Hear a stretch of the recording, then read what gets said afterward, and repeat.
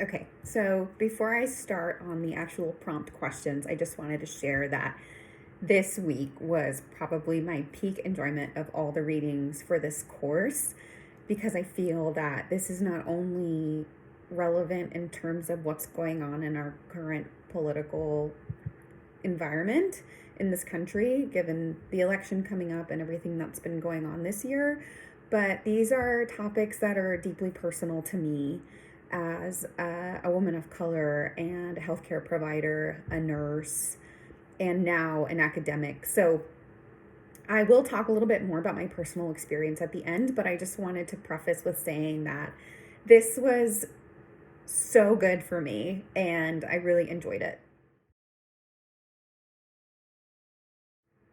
Like I shared, this is particularly important to me because I plan on doing research on Hispanic older adults.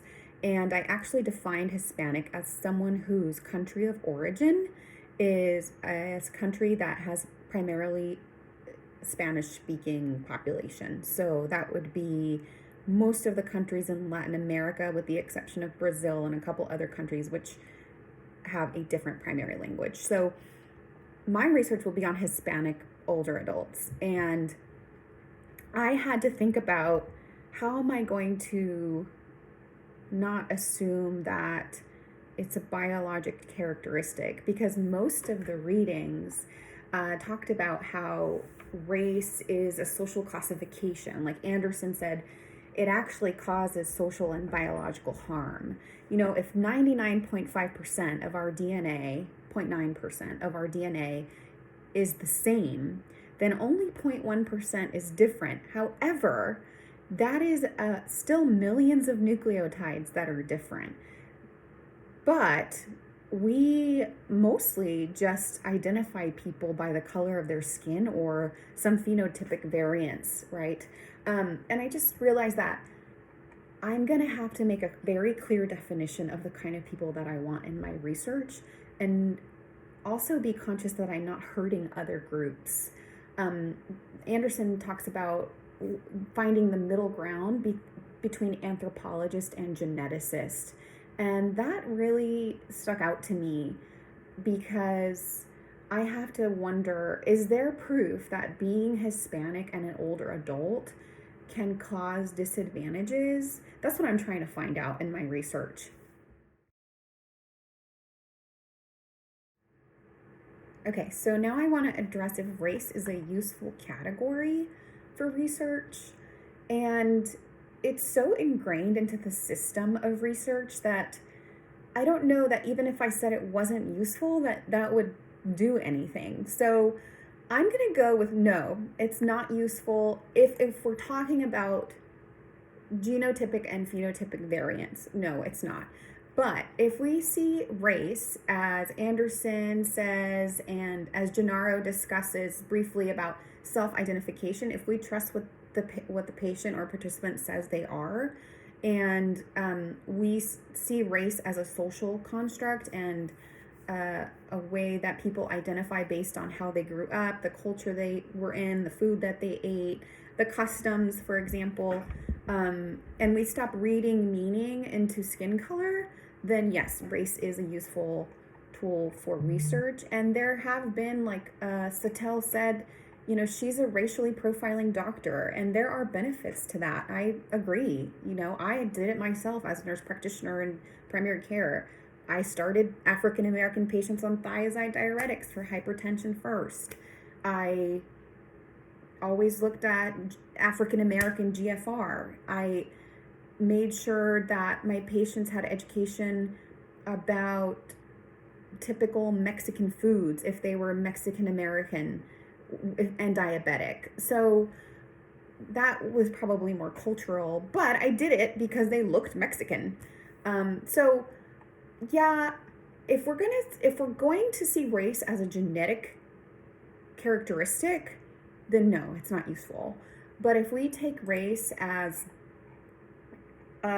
we take a more holistic approach to race, and especially in the Gennaro article, they talked a lot about how there were so many variants between Caribbean African people, South American African people. They all identified some identified more as African, some identified more as Hispanic. Some of them were confused that you would even think they were African, even though their skin was dark. So that was really eye-opening to me. And, you know, in my personal research, I am going to consider race as a category. I mean, race is Hispanic, but it's actually Hispanic as ethnicity. But for example, I feel weird every time I have to say that I'm white as my race, because I don't feel white.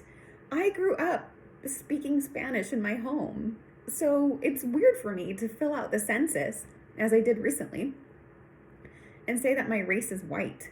So anyway, yes, for the purpose of my research, I will use race as a category, but it may not be in a scientific, absolute and concrete way of genetic variation. There was a question in the Epstein article that stated, is affirmative action really the antidote to discrimination? And I don't know if anyone else has, but Nicole and I had a conversation about all these readings just to kind of synthesize what we thought. And I shared with her that I've had the experience of telling people that I'm a Reynolds Scholar, that I'm funded for this PhD, and they have made comments like, well, yeah, of course you got it because you're Hispanic. And I don't know if I should take offense to that, because I know that the school is looking for diversity, right? I want there to be diversity in nursing academia. And that's why I'm doing this, right? And I've shared that before with the group. But I also don't want to be told that I got accepted and that I got a scholarship because of the color of my skin. I mean, I still applied. I still have worked really hard to get to this point. And it's a little bit offensive to me for someone to say that I got the scholarship simply because I'm Hispanic. So I don't know. I feel like those of us on this end of affirmative action can easily feel like, well, was I really qualified? And it may just exacerbate our imposter syndrome. But likewise, Epstein also asked if there's pervasive prejudice in healthcare. And in my experience as a provider, as a patient, and as a family member of patients who are Spanish speaking only, that would be my mom, my aunt, my uncle, and elderly people, my mom, my aunt, my uncle, I would say that, yeah, prejudice is pervasive in healthcare. And it may not be intentional, but it's just our default, right? We just make assumptions about people. And this week, actually last week, I had an experience with a nursing student because I help teach undergraduate nursing students.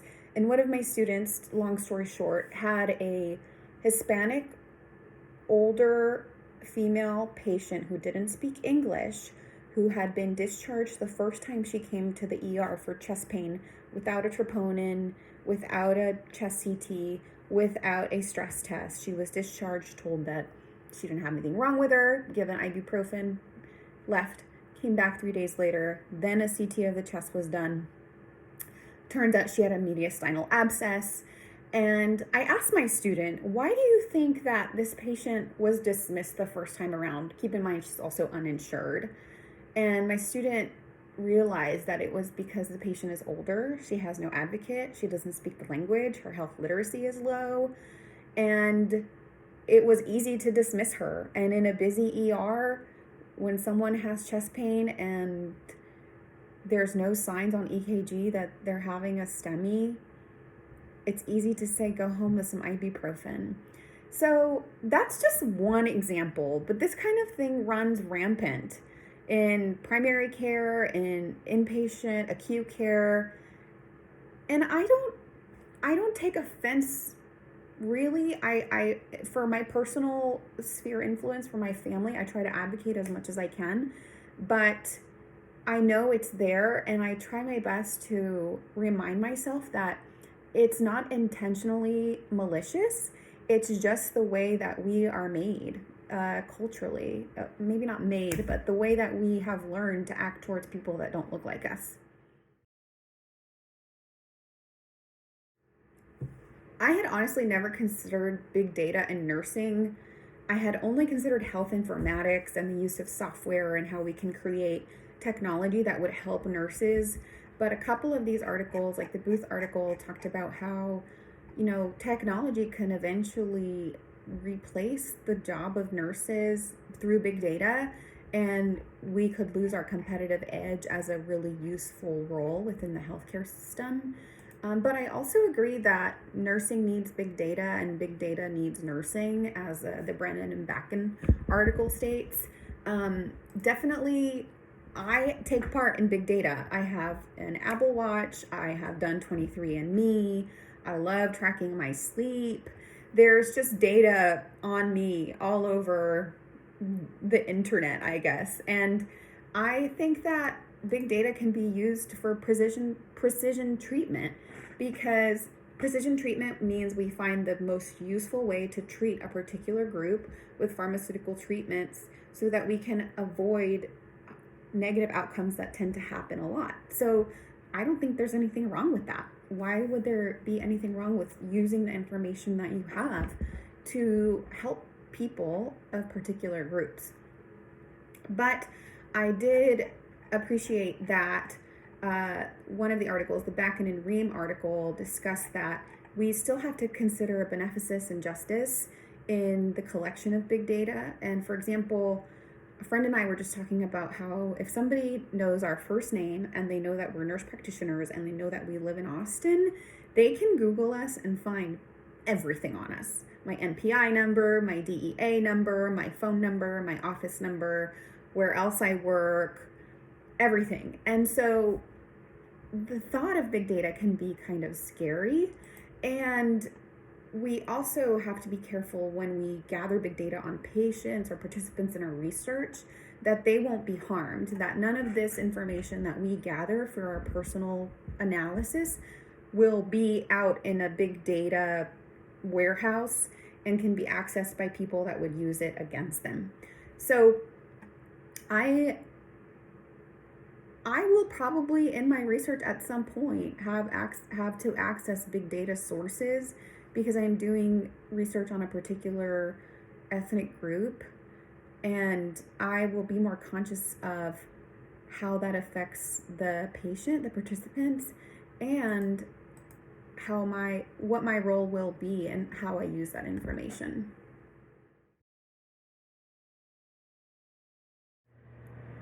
So I totally understand if you don't want to watch me talk more about this, but as I said in the beginning, this is deeply personal to me, and I am not oblivious to the fact that I am the only person in our cohort that's not white. And I don't mean to play that as a victim card or anything, but when I applied for a PhD program, I could literally count on one hand the number of people that I know that are not white and have a PhD in nursing. And that tells me, and hopefully you, something about not just health disparities, but academic, professional, and all kinds of other disparities that occur in our society.